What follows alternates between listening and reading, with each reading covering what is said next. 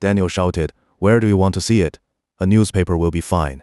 Yuza Haruo wiped the cold sweat from his forehead with a handkerchief. At that moment Daniel was also wiping his face with a large towel, his voice frantic. "You'll see it by 8 o'clock tomorrow. Call your traders right now and short the stock. Drive Weissbank's shares down until they're worthless. We'll cover all the transaction fees." Weissbank's stock price had plunged 10% abruptly at 1 o'clock in the afternoon. Tommy and von Friedrich were both stunned.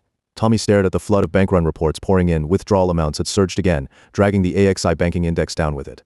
Interbank lending rates spiked suddenly, and the entire Frankfurt banking sector seemed to be collapsing in Weissbank's wake, without even saying goodbye to von Friedrich. Tommy grabbed 2 guards and rushed to the church basement. He was certain this sudden disaster stemmed from a Feng Shui attack on the Dragon Heart position. Sandbags lined the floor to block water, yet puddles still seeped slowly outward from one corner of the basement. Several monks scrambled to repair the main circuit breaker and operate a water pump, while corridor lights flickered erratically. Tommy urgently asked what had happened. The monks explained they'd been forbidden to use electrical devices inside the library, so they'd let the water drain out naturally and tried to dry it in the hallway. But as soon as the pump started, it short-circuited, triggering a cascade failure in the subpanels. They were still fixing it. Tommy's mind reeled. He couldn't understand how this could happen. And Liang had already left the church. And the main power switch was right in front of him. How could things have gone so wrong?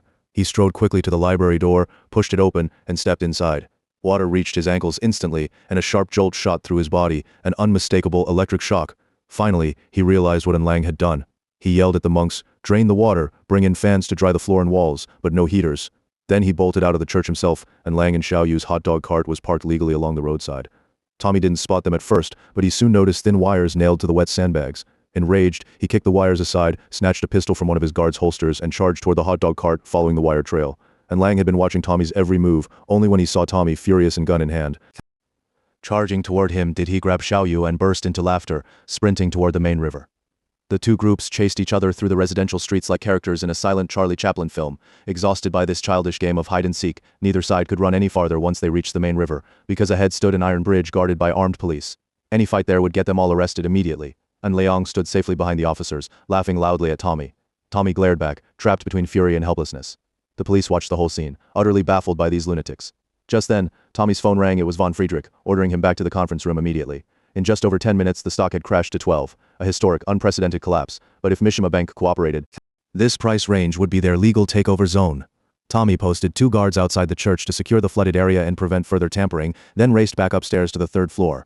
To his horror, the stock had already dropped to 10. Furious, he shoved the heavy leather chair aside and snapped, "How can this be? Why isn't Mishima Bank stepping in?" Von Friedrich had been sitting in his large armchair ever since Tommy entered. He closed his eyes for a long moment before speaking softly. "Tommy, this is the betrayal. Rentaro warned us about the fatal betrayal. Mishima Bank is no longer our white knight. Feng Shui is terrifying." Tommy said nothing, staring at his father. After a pause, he pulled out his phone and dialed Rentaro. "Nagato, the Dragon Heart position has been struck, and Liang used water as a conductor for electricity. Mishima Bank has abandoned the friendly takeover. We need the Dragon Codex. No matter what, we must get our hands on the Dragon Codex." Meanwhile, An Yi and Lu Zhongtong shielded Yuki as they retreated quickly into the villa. Rentaro, gun drawn, followed them through the gate. Outside, assassins poured out of their cars and surrounded the villa's 4 corners. 2 more entered the house with Rentaro. Once inside, Rentaro couldn't see where An Yi had gone, but before he could close the door, a thunderous roar echoed from the sky. He turned just in time to see 3 P-40 Warhawks, each painted with a shark's mouth, dive in formation low over the street outside, streaking past like a scene straight out of a Hollywood movie about Pearl Harbor. The assassins froze in place, mouths agape, staring at these ancient World War II-era planes as if caught in a dream. The real shock came next. As the planes pulled up and climbed away, the 4 Lincoln sedans parked on the road exploded into flames. Incendiary bombs had been precisely dropped from above. Rentaro screamed and sprinted madly toward his burning car. In his haste to exit earlier, he'd left the Dragon Codex inside. The blast shattered windows in nearby houses, and every parked car on the street blared its alarm simultaneously. Ignoring the towering inferno, Rentaro scooped up a handful of snow, pressed it to his face, and lunged into the fire. But the cabin yielded nothing recognizable. When he finally staggered out, rolling in the snow to extinguish the flames, his coat was ablaze, his hair completely burned off, his face horribly scorched, and in his hand only a searing hot katana. With the Dragon Codex lost, Rentaro lost all reason, gripping the sword. He charged toward the villa to find An Yi, but one of the assassins grabbed his arm and pointed down the street. A ice cream van had just sped away from the intersection, fishtailing onto the highway in obvious flight. Rentaro instantly understood the villa had a secret tunnel leading to another exit.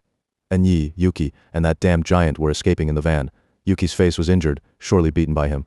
No Dragon Codex meant he had to capture An Yi alive. If he couldn't catch her, he'd rescue Yuki at all costs. He dashed to a parked sedan, smashed the window with his sword hilt, hot-wired the engine, and roared after the ice cream van. The other assassins followed suit, stealing 2 more cars to join the chase. The ice cream van sped across the snowy road, flanked on one side by low, undulating mountains capped in white. Liu Zhongtong drove, Coco crouched beside him, while An Yi sat in the back, guarding Yuki, who was tied securely to a chair. An Yi looked at Liu Zhongtong in astonishment and asked, "Why on earth did Rentaro's car suddenly explode and catch fire?" Liu Zhongtong glanced at the rearview mirror. 3 civilian sedans were chasing them closely behind. He pressed hard on the accelerator and gripped the steering wheel carefully as he said, "Those bastards probably had bombs in their cars and accidentally set them off themselves. That's what you call karma. Evil deeds bring evil consequences. Bad people never get a good ending. It's just a pity that the Dragon Codex was stolen by them too. It's probably burned to ashes in that car already. There's nothing to pity," An Yi replied, sitting beside Yuki the whole time, her words clearly meant for Yuki to hear. "The Dragon Codex has only brought trouble to our family. No one's ever used those 3 books, and we don't even know if they're truly as miraculous as the legends say. Now that it's burned, it's all over and done with. From now on, the Nagato clan and the An family won't have any more conflicts." Liu Zhongtong naturally understood what An Yi was trying to convey. Playing along, he said, "But it's a family heirloom. Aren't you heartbroken, Miss An Yi, just letting it go like this?" An Yi shook her head helplessly. "Of course I'm heartbroken. It's a keepsake from our ancestors. But since it's already burned, there's no use dwelling on it. Better to be magnanimous. One should live with a bit of Zen spirit." Liu Zhongtong sped down the road, his voice tense. "The cars behind are sticking close. This ice cream van might get caught up soon." An Yi turned to look out the back window, then spoke to Yuki. "What happened between you and Rentaro? Why is he treating you like this? If we hadn't arrived just in time, you'd have suffocated to death in there." Yuki's expression remained as calm as ever. Only her lips moved as she said, "I didn't need you to save me at all.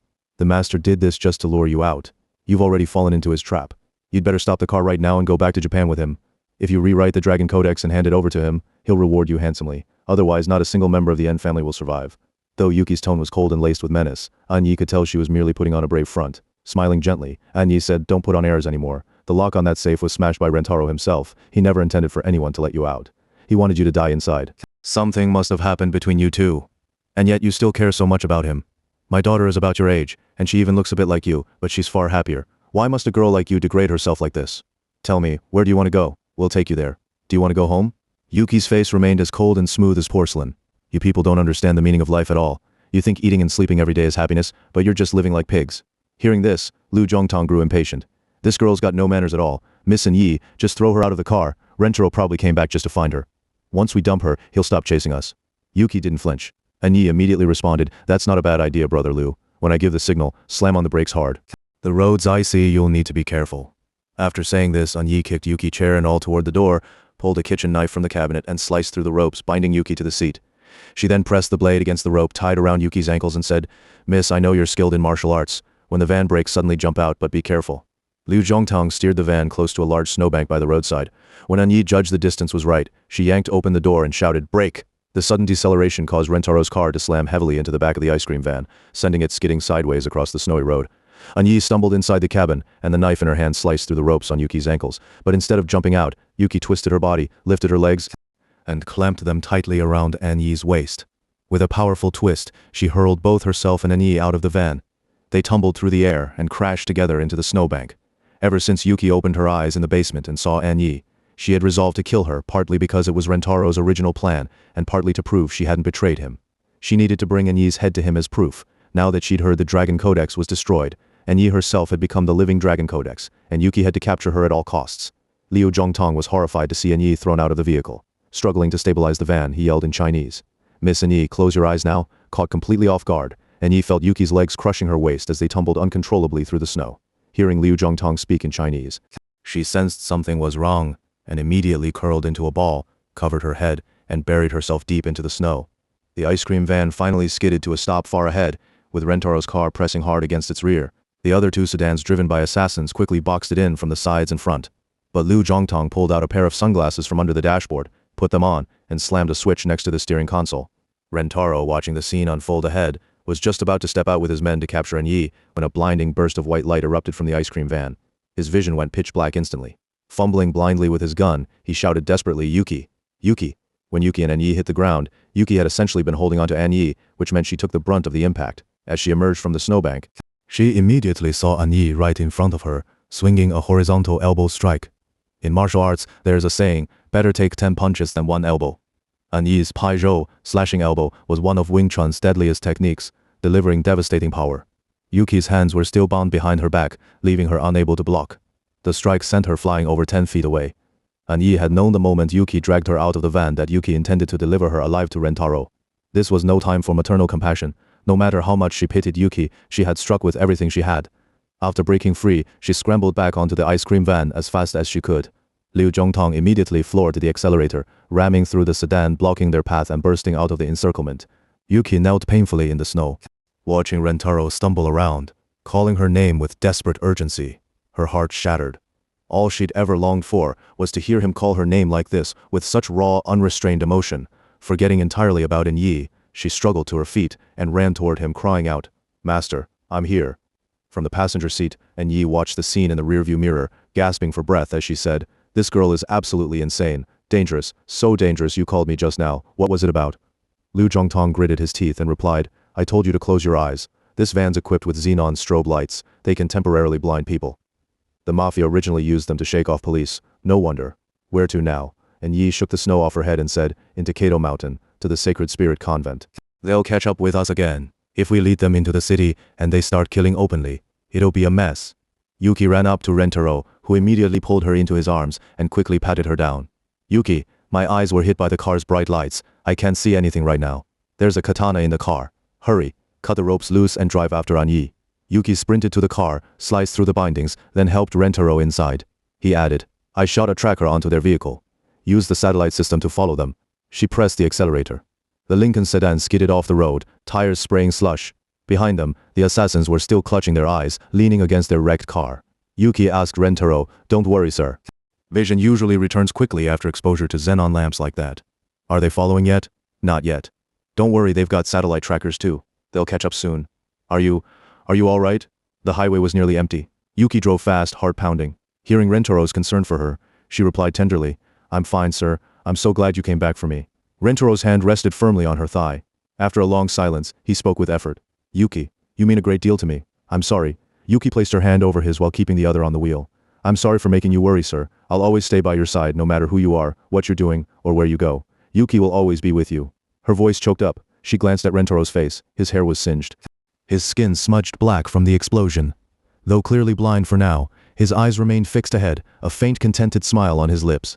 Following the satellite navigation, Yuki sped deep into the Kato Mountains. Soft mountain silhouettes lay blanketed in thick snow. As the car raced past, it kicked up a plume of powder. She didn't know what dangers awaited, but in this moment, she felt happier than she ever had in her life. Suddenly, An Yi's words echoed in her mind. Is eating and sleeping really happiness? If only Rentaro were an ordinary man, if he'd just protect her without hesitation, then even simple meals and quiet nights would be bliss. The car reached a vast frozen lake, encircled by steep peaks. A solitary ancient castle stood on its shore. Checking the satellite display, Yuki saw the location was labeled Cunningham Lake. After half an hour, Rentaro's vision began to return. He surveyed the surroundings, then pulled out an electronic compass to take bearings. Their cars parked inside the castle. "Drive in slowly. Don't draw attention. Wait until the others arrive, then I'll make my move." Yuki nodded and eased the car forward like a family on vacation. As they neared the castle, furious barking erupted from within. She lightly tapped the brakes, but Rentaro said, "Don't stop, keep going at normal speed straight to the front parking lot. This place seems to be a convent, anything could happen inside." He took another reading with his compass. Yuki asked, "Is this place laid out according to Feng Shui principles?" In the Kunino Tokatachi school, this formation is called Cold Spring Cassia. Cassia blossoms normally bloom in August, but here in Cold Spring. The tree shows no vitality, its fragrance remains hidden, like a woman whose beauty never leaves her home. This castle is a dwelling that breeds widows. If I'm not mistaken, it's indeed a convent. The main gate faces the lake, directly aligned with the Kun Palace. This year, it's afflicted by the Pojun star's malevolent influence. But the builders were clever. The lake's water should neutralize the metal element wrath of Pojun. Today, however, it won't work. Yuki had never heard Rentaro explain Feng Shui so patiently. Though she didn't fully understand, she asked respectfully, "Why won't it work today?" "Because the lake is frozen. The softest substance has turned hardest, amplifying Pojun's destructive energy instead. Now the question is, who will bear the brunt of this Shaki? Us outsiders or those hiding within?" Rentaro fell silent, staring fixedly at the cross atop the castle's bell tower. "Shachi can be transformed into noble benevolent power," An Yi said. "All forces in the world come from God. It's human intention that decides whether they become good or evil." Liu Zhongtong and Anjing nodded in agreement. They had arrived earlier at the Sacred Spirit Convent housed within the castle. Standing atop the gatehouse overlooking Cunningham Lake, and Jing wore a nun's habit and cradled Coco, who was playfully nuzzling her. Liu Zhongtong held a home video camera, filming Rentaro's approaching car. The moment he steps out, we'll get a clear shot of his face, he said. That's ironclad evidence for court. Grand theft auto alone gets them 18 months. If they brandish firearms later, that's at least 3 years, and Jing couldn't suppress a smile. The coming confrontation thrilled her. She asked Anyi, Sis Yun, should we call the police now? What if they don't arrive in time to catch them? Anyi laughed. She knew her daughter too well, and Jing wasn't worried about police response time. She was afraid they'd show up too soon and leave her with nothing to do. I know what you're thinking, Anyi said. We won't call yet. Even after reporting, it'd take them half an hour to get here. 2 more cars are on their way. 8 assassins total. We'll wait until they're all here, then trap them at once. 10 armed men storming a convent. That's a decade in prison minimum. Let them reflect behind bars. Our family deserves a few peaceful years. Just tell Sister Belina and the others to stay cautious and avoid injury. As they spoke, 2 more sedans pulled up to the convent gates. Rentaro stepped out and directed his men to surround both the front and side entrances. He and Yuki, accompanied by 4 assassins, approached the main door and knocked. A nun opened it and was instantly seized as a hostage. The castle's central courtyard was a small stone plaza enclosed by towering walls. The deafening barks of dogs made Rentaro uneasy. He checked his compass again, senses sharpening. His left hand, gripping the katana, gently pushed the tsuba to unsheath the blade, slightly ready to strike at the slightest disturbance. He realized then that all living things channel Feng Shui energy, and among them, animals hold the strongest force. Dogs, as the earthly branch, Shu, and one of the 12 zodiac signs, embody potent earth energy. Excessive earth energy leads to imprisonment and confinement. From the plaza's center, Rentaro noticed the 3 dog kennels precisely occupied the Zishu Zixing positions, a configuration where the earth elements of Chu, Shu, and Wei clash and intensify, generating a powerful Shachi. This was a classic earth overload prison layout. For the first time, doubt crept into his mind. Will I truly make it out of this castle alive? He stood in the center of the small square, holding his katana, and called out loudly to the surroundings. Respected sisters, I mean no disrespect by coming here. If Mr. Anyi would simply come out and return with us, we will leave immediately. Mr. Anyi, I know you're here, and I also know you'll call the police to surround us, so I can't give you much time. Please come before me within 1 minute, otherwise I will first kill this nun and then search every corner of this convent until I find you. Liu Zhongtong had been recording everything on video. Behind him, and Jing jumped up and down trying to see the small screen on the camcorder. Did you get it? They're done for. It's armed kidnapping, a very serious crime, Liu Zhongtong calmly replied. Yes, at least 15 years. Combined they'll get 20, and Yi saw that the minute was nearly up. From the window of the gatehouse, she glanced toward the clock tower of the castle, and made a sharp downward chopping gesture. Instantly, the bell in the clock tower rang out once, and all the large and small doors of the castle groaned as thick wooden shutters slid down simultaneously. Meanwhile, the gates of the 3 dog kennels in the corners suddenly rose open. This castle had originally been built centuries ago as a noble family's military stronghold, when it was later rebuilt into the Sacred Spirit Convent, and Yi had carefully rearranged its layout according to Feng Shui principles, aligning its mystical power with the convent's mission of reforming sinners. Functionally, it was even more defensible than in ancient times. The nuns had practiced the close gates, release dogs tactic many times. Whenever Jing predicted thieves would sneak in to steal something, they'd stage a drill. This time Rentaro had truly walked straight into their trap. From the 3 kennel gates burst forth 3 packs of large dogs. These were strays the nuns had rescued from all over. Their daily work involved training these dogs alongside prison inmates to eventually assist people with disabilities. Only the untrained, still wild dogs remained here. Thus, when the nuns hiding in the shadows gave the command, the 3 packs launched furious attacks on the intruders without hesitation. The assassin who had taken a nun hostage was instantly dragged to the ground by the dogs. Though they were elite-level killers, none had ever trained to fight off 100 fierce dogs, especially not ones so well-fed, organized and larger than themselves. The dogs piled onto them like a growing mountain. Their MP5 submachine guns fired only a few shots before being snatched away by a dog fond of collecting shiny objects, leaving them scrambling to cover their heads as they fled. Meanwhile, the kidnapped nun had already slipped away under the cover of the chaos. Rentaro and Yuki, however, weren't as humiliated as their American counterparts. Trained rigorously in Japanese martial arts, they maintained control amid the chaos. Rentaro's katana flashed from its sheath in an instant, cleaving the first charging dog cleanly in 2. Yuki, gripping a pistol in one hand and a tanto dagger in the other, fought fiercely, her clothes already stained with blood. As Rentaro slashed through the pack, he shouted to her, "You take James and secure the northeastern kennel. Hold that position with your gun. Don't let anyone near. I'll go after Anyi." Liu Zhongtong was still filming from the gatehouse. He said to Enjing, "Maliciously killing charity service dogs and trespassing on religious property, another year added to their sentence." Enjing stamped her foot in frustration. "Ugh, my sweethearts are all dead, and you're still talking about jail time. Miss Enyi, hurry up and call them off." Enyi frowned at the bloody scene in the square and raised her hand to silence Enjing. She saw Yuki leading someone rushing toward the northeastern kennel, and as the dogs approached, they were immediately shot down. Enyi's eyes widened. "Damn it! Rentaro isn't just any Feng Shui master, he's seen through my formation. Jing, Go protect Mother Berenice right now. Though Rentaro and Yuki had split up, normally weakening their defense, the dog packs suddenly lost their fighting spirit. Their assault quickly collapsed, and they now only circled Rentaro, barking but refusing to attack.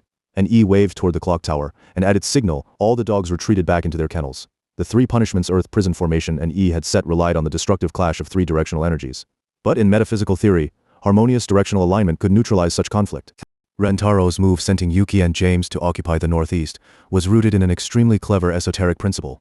Among the three conflicting directions Cho ox, Shu dog, and Wei goat, each corresponded to one element in the metal, fire and wood triads. The metal triad most effective at dissolving the earth prison consisted of Si, snake, Yu, rooster, and Cho, ox. The Cho position was where the original kennel stood. Yuki, being a young girl, symbolized Yu metal in the Yi Jing, just as dogs represented Shu earth. James, born in the year of the snake, embodied Si. Together the two of them occupying that spot transformed the Cho direction into a full metal triad. This effectively severed one corner of the triangular formation formed by Cho, Shu, and Wei, with one directional pillar gone. The three punishments Earth prison formation collapsed, and Rentaro regained the fortune needed to escape. Even if the police arrived now, he might still get away. Just as Jing ran downstairs, and Yi spotted Rentaro leading three men charging straight toward the chapel hall. The nuns had already hidden in the basement, but the castle wasn't large, and it wouldn't be hard for Rentaro to find them and use them as leverage against her again. And Yi had earlier suggested the other nuns evacuate for safety. But the Sacred Spirit Convent's core mission was to redeem sinful souls, even serving inside prisons. To them, this was precisely the moment to fulfill God's will, led by Mother Berenice. Not a single nun had agreed to leave. That was exactly what worried Yi most. She knew the modus operandi of the apostles. They would have jammed all wireless signals before entering. To call the police, she'd need a landline. That's why Lu Zhongtong was using an old analog tape camcorder. In court, physical videotape carried more weight than digital footage. She picked up the phone beside her, dialed emergency services, then rushed downstairs with Lu Zhongtong to find Jing. Right now, delaying Rentaro and keeping him trapped here was the only way. When she reached the basement, she heard two gunshots followed strangely by a clear, resonant voice delivering a speech. Two gunmen stood guard outside the basement door, their clothes torn to shreds by dog bites, and Yi told Lu Zhongtong to hide nearby, then smoothed her long robe and strode boldly into the basement. The two assassins immediately tried to grab her. They'd been ordered to capture Yi alive and couldn't shoot her carelessly. This worked entirely to her advantage. With her hands behind her back, she walked straight toward the charging men. Before they could reach her, she executed a swift Wing Chun skirt-leg kick. The lead assassin cried out in agony as he crumpled to the floor, clutching his groin. The second man dared not approach further, merely pointing his gun as he watched helplessly while she walked past into the basement. Inside, a dozen nuns knelt on the floor, tending to two figures lying in pools of blood, one a nun, the other an assassin. Jing and Rentaro stood facing each other, pistols drawn clearly. The assassin had just opened fire, prompting Jing to retaliate immediately. Between them stood a short, stout, elderly nun, the founder of the Sacred Spirit Convent, Mother Berenice. In fluent, clear English, her voice steady and calm, she addressed Rentaro. Sisters are first and foremost human beings. And only then are they nuns. We are American citizens and legally allowed to carry firearms. Don't assume nuns can't shoot. Paragraph 2263 of the Catechism of the Catholic Church states, love of self is always a fundamental principle of morality. Therefore, it is legitimate to insist that others respect one's right to life. Anyone who defends their own life, even if forced to deliver a fatal blow to an aggressor, is not guilty of murder. One is not required, in order to be saved, to forego reasonable self-defense, merely to avoid killing another, for a person ought to protect their own life before that of another. Paragraph 2264 adds, legitimate self-defense is not only a right, but also a grave responsibility for those entrusted with the protection of others' lives, family, or the common good of the nation. Rentaro had no time to listen to Mother Bernice's sermon. He pressed his gun against her temple and said, I'm glad you have guns and know how to use them. This way I can treat you as worthy opponents. I'll give you one more minute to hand over Yi. From behind Rentaro, Yi spoke calmly, Nagato-san, you come from a samurai lineage. It's shameful for someone of your heritage to declare nuns as adversaries. It disgraces your family name. Your opponent is me, not them. Rentaro remained perfectly still, locked in his standoff. Hearing Yi's words, he knew she would never strike him from behind. That was her way of honoring his identity as a warrior. Without turning, he replied, Master Yi, you are a grand master of metaphysics and guardian of the Dragon Codex. If you say this, do you intend to settle things the way of the samurai? I don't have much time. If you wish to decide this once and for all, choose a method that's swift. And if you lose, you'll return to Japan with me. Yi felt a flicker of satisfaction upon hearing his response. She hadn't been bluffing. Her understanding of Japanese culture ran deep. Though Japan had modernized long ago, samurai families still thrived, especially in business and politics. The Nagato clan had always aligned with right-wing ideologies centered on revere the emperor, expel the barbarians, fiercely upholding imperial tradition and ancient Japanese values. While the samurai class no longer existed in name, the spirit of Bushido endured. Yi had struck precisely at Rentaro's core. She said, the Dragon Codex was already burned in your car. I barely remember its contents. The Kunito Kotachi Shinryu Feng Shui of the Nagato clan is already formidable. I witnessed your skill when you broke my 3 punishments Earth's prison formation just now. You no longer need to chase after the Dragon Codex. But to honor your wish, I accept your terms. However, if you lose, you must return to Japan immediately, and your descendants must never again challenge the N family. Her words stirred Rentaro's pride. Centuries of noble samurai tradition demanded victory earned with honor. He lowered his gun, lifted his chin, and asked, "What shall we compete in?" Feng Shui. At her answer, Rentaro smiled faintly. For any Feng Shui master, facing off against a true grandmaster in open metaphysical combat was a lifelong dream, a rare chance to test one's mastery. Intrigued, he turned fully toward her. "Are there rules?" And Yi glanced at the 2 assassins outside, just rising from the ground, and said, "We'll use the 2 men behind you as our measure. I will make them lay down their weapons and walk into the cathedral hall to listen to Mother Bernice's sermon. Within half an hour, they will willingly become children of God. We may only set formations outside the church. We cannot enter, speak to them directly, use guns, or take lives. 10 minutes. The moment Rentaro said 10 minutes, and Yi's confidence wavered. She'd never expected to win outright. Her real goal was to stall him for 15 minutes until the police arrived. These were hardened killers, steeped in sin, without a compelling spiritual guide. Transforming them through Feng Shui alone in such a short time seemed impossible. And Mother Bernice, given to lengthy sermons, might not even finish her opening remarks in 10 minutes.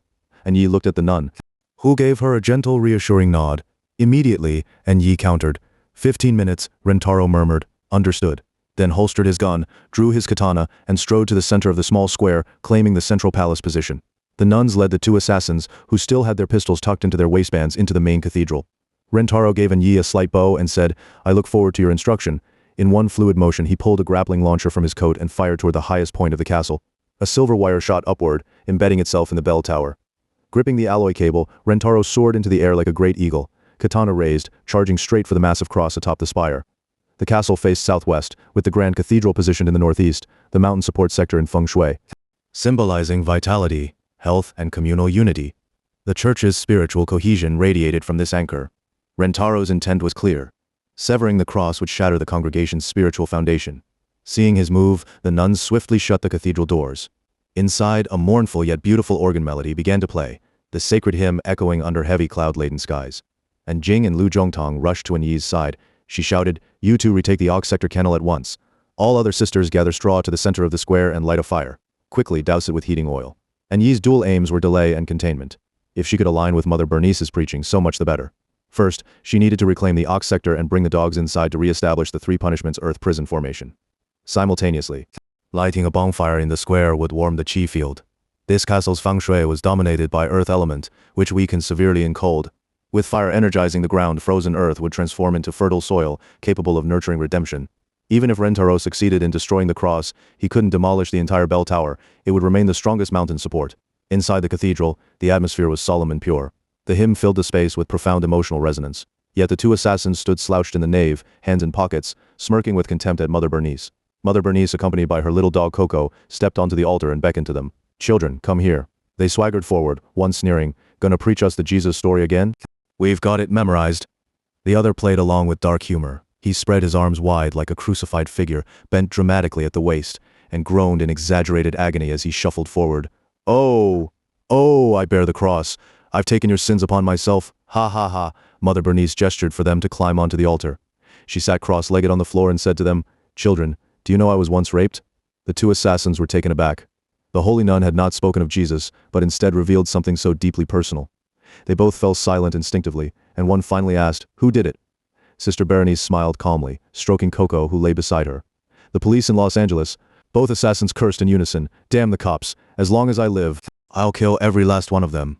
I once thought just like you." Sister Berenice continued gently. "I considered hiring a hitman. I even thought about learning to shoot myself. But in the end, I spent my days hiding behind curtains. I was so terrified of people that I couldn't even speak without keeping my head down, always staying behind someone else." Her calmness while recounting such trauma left the 2 assassins stunned. They suddenly realized how incredibly brave this nun was, daring to sit on the ground and talk openly with killers. One of them asked curiously, "How did it happen?" "My family was very poor when I was little. There was constant fighting and domestic violence at home. My father beat me almost every day. I believe the only way to survive was to run away. I was only 15 then. And I ended up wandering into Los Angeles." Rentaro leapt onto the bell tower roof and roared, slashing twice with his katana. The cross atop the tower crashed down with a thunderous crash. Below, nuns who had been gathering straw to start a fire looked up and screamed in panic. Several sprinted toward the bell tower, ignoring Anyi's desperate calls to stop them. Rentaro, however, seized a steel wire and swung from the bell tower onto the church roof. He understood Anyi's intent by lighting a fire. She was warming the Feng Shui formation. Warming the layout would warm people's hearts. Just as he knew the frozen Cunningham Lake outside the castle, the Great Ming Hall, generated lethal Shachi when iced over. He also recognized that the small campfire inside the castle, the small Ming Hall, could neutralize the winter's harsh energies. After a heavy snowfall, thick snow blanketed the castle roof. During thawing days, the slanted roof could send massive sheets of ice crashing down without warning. To safely melt the ice layer, 2 rows of copper plates, each about the size of a cigarette pack, were embedded along every row of tiles just beneath the eaves. Rentaro slid down from the church roof to the eaves, slashed through a row of these small copper plates, and instantly triggered an avalanche of snow that cascaded onto the fire in the courtyard below. Anyi had no time to react. She leapt aside just as half the carefully built fire was smothered. Without pause, Rentaro raced across the castle roof toward the opposite gatehouse, ready to repeat his tactic. And Jing and Liu Zhongtong crept along the walls on either side, carrying bundles of straw toward the dog kennel guarded by Yuki. The kennel was heated. But all the dogs inside had already been killed by Yuki. Crouched within, and Jing aimed her gun at the door, ready to fire at any moment.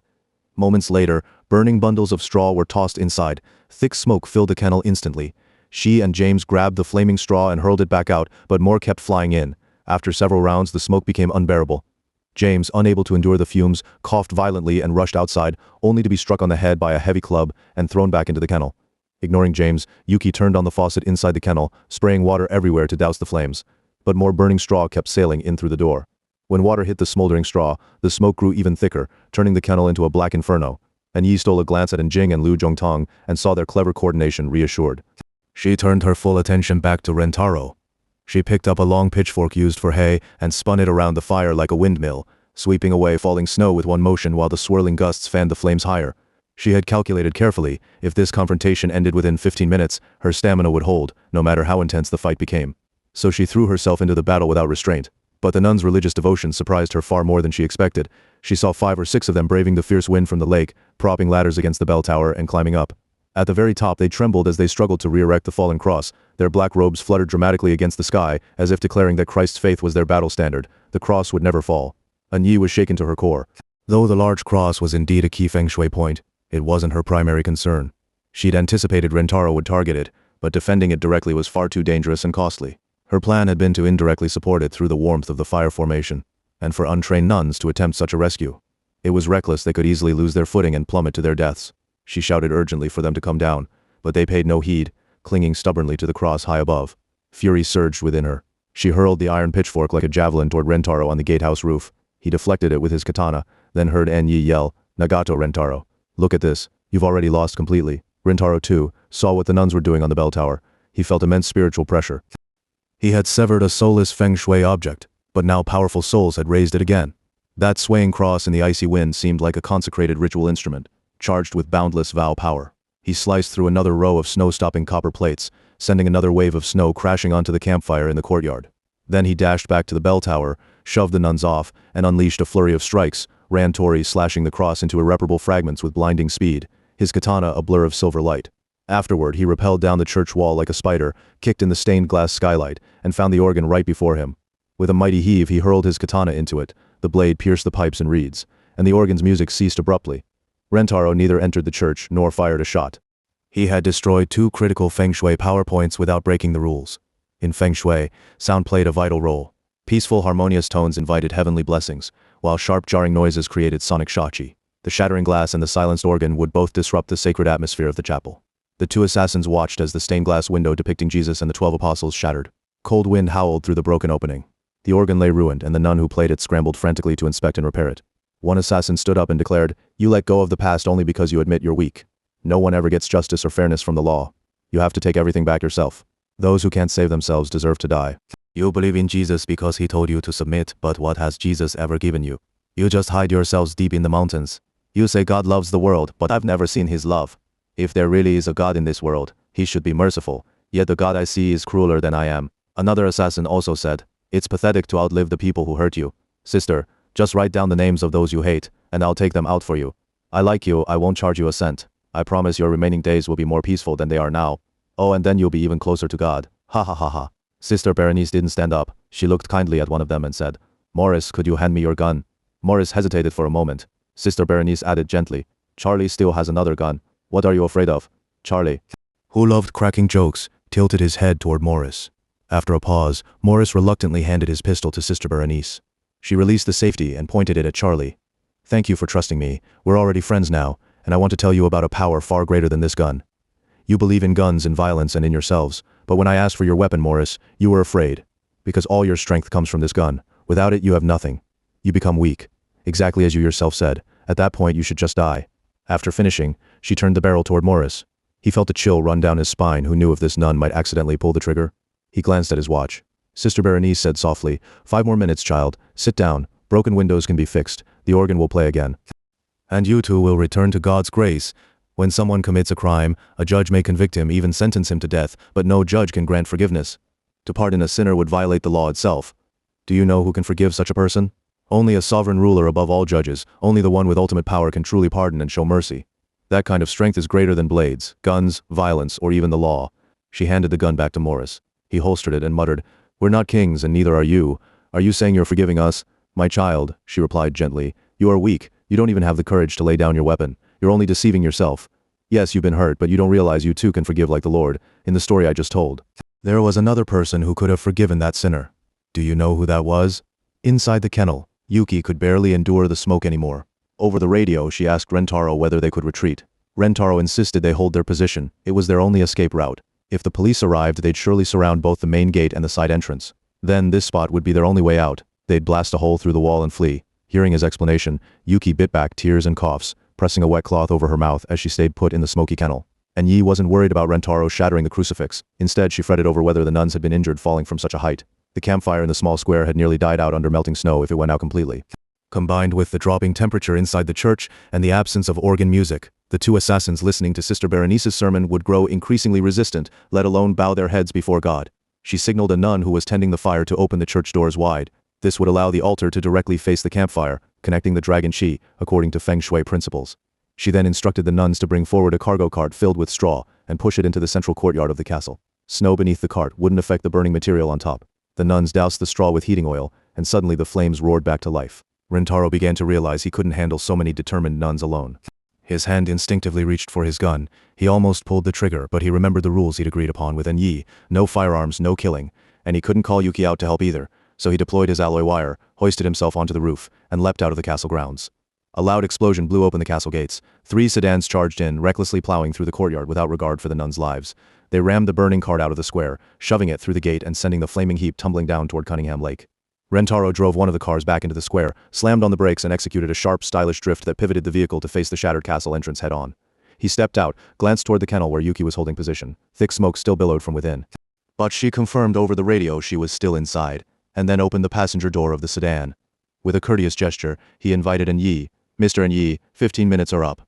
Your Feng Shui formation has been completely dismantled. My 2 friends are probably still negotiating with God. Morris, Charlie, come out, your task is done. And Yi stood silently in the center of the square. The car door stood open before her, but she wouldn't step inside, unless she heard police sirens. Yet the police seemed unusually slow to arrive. Had something happened to them on the way after Rentaro successfully broke her formation? Suddenly, the solemn sound of the church organ filled the air. Everyone turned toward the chapel. Sister Berenice beckoned, and 5 or 6 dogs trotted over, different sizes, different breeds, none alike except for one thing. Each bore some form of injury or disability. Led by a 3-legged shepherd, they gathered around her. Morris and Charlie, still shaken from their earlier encounter with the large dogs, instinctively backed away. Sister Berenice smiled warmly. Don't be afraid, children. As long as you don't hold guns, they won't attack you. If you're willing to try, they'll become your friends right away. Go on, reach out your hands. The 2 assassins crouched down and tentatively extended their hands. Sure enough, the dogs nuzzled and licked their faces affectionately. A tiny pup even scampered up to them, whining and squeaking, begging to be held. Charlie picked up a Shih Tzu with its pink tongue poking out in a happy grin. You're the prettiest one. All the others are cripples, ugly as sin. Sister Berenice spoke calmly. Her name is Luna. Someone once slashed a 30-centimeter wound across her chest. Her skin and flesh were peeled open. You can gently touch it if you like. Charlie ran his fingers along her fur, and sure enough, found a long scar stretching from her right armpit across to her left shoulder. As a professional killer, he recognized knife wounds instantly. He blurted out, yeah, this was murder. Someone held her close, waited till she trusted them, then slid a blade under her chest and yanked it backward. Ugh. Brutal. Precisely, Sister Berenice said. We believe only someone very close to Luna could have done this, someone she trusted completely. And you could do the same right now. Morris, the old English sheepdog beside you, is named Bailey. Both his eyes were blinded. His owner poured boiling water over them. Morris had just assumed it was a healthy dog, its eyes merely hidden by long fur, but now he realized the dog was completely blind. Sister Bernice said to him again, "If you call its name from another spot, it'll run toward you. If you quietly leave your original position, it'll keep running straight ahead and crash into the wall. Would you like to try it?" Morris thought that would be crueler than killing Bailey outright. He clenched his teeth and shook his head. "No, that's just pointless." Sister Bernice laughed cheerfully. She picked up Bailey and said to Morris, "Bailey and I thank you together. You might kill it, but you wouldn't mock it, would you?" Morris shrugged. "Right, it didn't bite me." As he finished speaking, he reached out toward the three-legged shepherd and gently grasped the stump of its missing leg. Sister Bernice told him someone had hacked off the limb while the dog was still alive, and only then had it struggled onto the street. She turned to them both and said, "I'm not showing you their pitiful state to make you feel sorry. I want you to see the strength radiating from them. Have you ever considered this? These little dogs wounded by humans stand right beside you now. They carry hatred in their hearts, yet they still choose to trust us. Is that foolishness? Look at the puppy in your arms. This tiny life contains all of humanity's sins. This body bears the scars of human cruelty. Look into its eyes, search for even a trace of malice." Morris and Charlie gazed into the puppy's eyes with different expressions.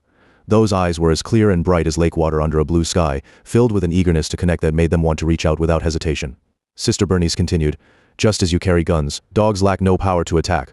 But if a dog only bites and seeks revenge endlessly, humans will drift further away until both sides destroy each other. You were just attacked by a pack of dogs. You should hate them. Would you now take revenge by killing these puppies? They've already placed their trust in you. This is the perfect moment to strike." Her words silenced the two assassins.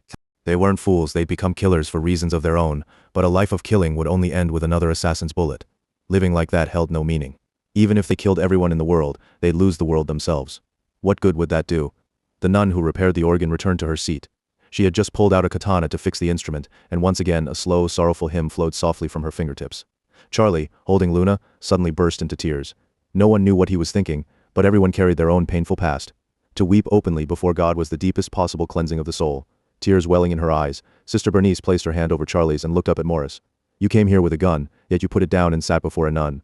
Don't you think that's God's plan?" Hearing the organ music, Rentaro and Anyi entered the chapel together. They saw Sister Bernice and Morris standing at the altar, a group of dogs gathered on the floor, and Charlie kneeling with his back to the door, sobbing uncontrollably. Rentaro sensed something was wrong. Why would an assassin kneel before God? But Anyi had claimed she could reform them both. Morris was still standing. If he walked out now, Rentaro would still win the duel. In a low, firm voice he said, "Morris, let's go. You still need to drive." Morris didn't move. His expression was confused, hesitant. After a moment he called out loudly, "Sir, I feel we're doing something meaningless. I'd like to hear more from her." Rentaro's face darkened with anger instantly. He spun around and ran to the center of the small square. Scanning the surroundings, then froze in shock. The black cross still stood atop the bell tower. Anyi was just as stunned as Rentaro. She'd assumed he'd extinguished the campfire and shattered the cross, stripping the church of its harmonious Feng Shui energy. Surely not enough to reform the assassins so quickly. She looked up at the bell tower and gasped. Several long ladders leaned against it. 3 nuns and Lu Zhongtang stood in the biting wind, gripping Anjing's ankles. Atop the tower, Anjing stretched her arms wide like Christ on the cross, swaying in the gale, her nun's robe flaring like black flames. Anjing strained to stand straight, her wide eyes fixed fiercely on Rentaro, softly reciting scripture. Her voice wasn't loud, yet every word cut clearly through the wind across the square. "O Lord, hear my plea. Listen to my prayer from lips free of deceit. Test my heart, visit me by night, refine me with fire. You will find no wickedness in me, for my mouth has not sinned as others do. My feet follow your footsteps, my steps do not falter." Rentaro saw fury in her eyes and felt a chill crawl up his spine. As a warrior fulfilling his duty, he should have been guiltless, but instead, cold fear gripped him, though he couldn't say why. And Jing's recitation seemed meant for him alone. She kept her gaze locked on him and continued, "O God, I call to you. Rescue those at your right hand from the enemy's harm. Guard me as the apple of your eye. Hide me in the shadow of your wings. Deliver me from the violent mob, from my enemies who seek to destroy me. Their hearts are hardened like iron. Their tongues boast arrogantly. They press close upon me, glaring to cast me down to the ground." Rentaro stared at the nun standing against the sky, her body forming a living cross, and his mind reeled. This was power invoked in God's name. The unbreakable cross still hung over Sacred Spirit Convent. And Jing's voice grew fiercer as she looked at the blood-soaked ground and charred corpses of stray dogs, tears streaming down her face. "Rise up, O Lord, confront and subdue my foes. O Lord, wield your sword, save me from the wicked. Strike them dead with your own hand, O Lord, remove them from this world, wipe them out, let them breathe no more."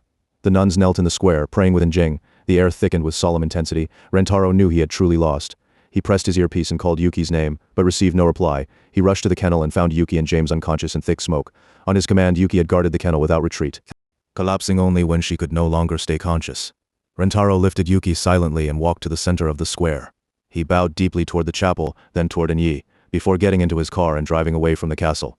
The moment Enjing saw Rentaro's car pull away, she leapt from the bell tower onto the church roof, grabbed a snowball, hurled it at the car's roof, and screamed, "Murderer, scum, give my dogs back." Enyi looked up and called out loudly to Enjing, "Jing, come down quickly, it's too dangerous up there." The nuns efficiently tidied the chapel. Enjing sat to one side, her eyes red from crying over the dead dog. Mother Bernice had been counseling 2 new congregants, while several other nuns came over to comfort Enjing. Liu Zhongtang stood beside Enjing, clearly at a loss. Enyi could see he was growing anxious, so she said to him, "Brother Liu, is the videotape still viewable? We'll need to hand it over to the police when they arrive. If Rentaro flees fast enough, he might still leave the country, but once the police watch this tape, they'll issue a warrant for his arrest, making it nearly impossible for him to ever re-enter the US." Liu Zhongtang checked his watch and asked, puzzled, "We calculated the police would arrive within half an hour. It's already been 30 minutes, why haven't they shown up yet?" Enyi gazed at the devastated little square and replied, "Rentaro truly succeeded in breaking the Feng Shui formation. Something must have happened on the way to delay the police. No matter what, he'll have plenty of time to escape. That girl guarded the kennel like a fortress. Even after being overcome by smoke, she refused to crawl out. She's definitely a tough one." Liu Zhongtang suddenly asked Enyi, "Miss Enyi, do you actually want them caught by the police?" "Not anymore. The Dragon Codex no longer exists, and Rentaro lost the duel. As a warrior, he'll honor his word. If he leaves America and never returns, why send him to rot in prison for decades? He's still a man of talent. Let it go." But Liu Zhongtang hadn't finished speaking when Enyi whispered urgently, "Damn, it just slipped my mind. We still have another ambush waiting. With that, Rentaro won't escape even if he grows wings." Indeed, the police had run into trouble en route. Upon receiving the emergency call, they recognized the severity of the situation and dispatched a large force armed with heavy weaponry. But the highway was slick with melted snow, and right at a small bridge, they encountered a collision ahead. Despite their efforts to clear the wreckage, Highway 15 remained blocked for over 10 minutes. During the traffic jam, the police sent a helicopter ahead to assess the scene at Sacred Spirit Convent. A light helicopter arrived first. From the air, the officers saw thick smoke billowing from the convent grounds, as if a fire had broken out, but there was no sign of anyone still inside the castle engaged in confrontation. After landing, the airborne officers spoke briefly with the nuns.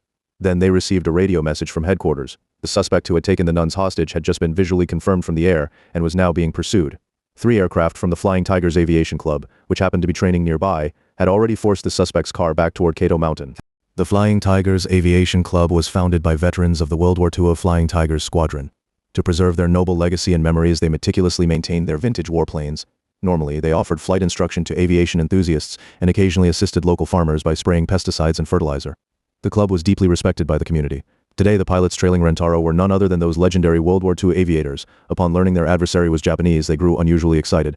Like young men once again flying missions over southwestern China, the 3 elderly pilots fired up their P-40 Warhawks and rose once more to defend justice. Rentaro's convoy of 3 sedans had barely entered Highway 15 when they were intercepted by 3 P-40 Warhawks. With few cars on the road, the sight of 3 shark-nosed warplanes circling overhead immediately drew the attention of Highway Patrol.